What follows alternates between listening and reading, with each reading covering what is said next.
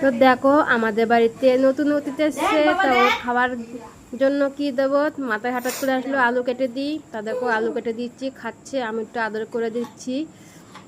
তো আবার নিচে দিয়েছি বলে খেতে পাচ্ছে না।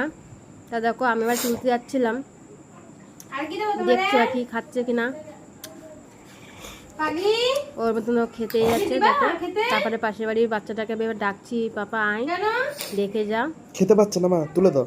তার মতন ও খাচ্ছে, আমি এবার তুলতে যাচ্ছি, তা দেখি না ও খেতে পাচ্ছে।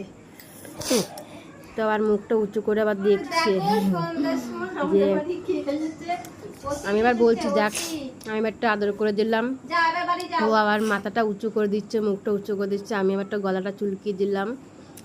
তাও দেখো ও নিচে মাথাটা নিচে করে আছে, মানে আরও কিছু খেতে চাচ্ছে, কিন্তু জানি না যে ও আসবে। আমি এবার একটু টাটা দিচ্ছি, তাও শুনছে না, যাবে না বাড়ি।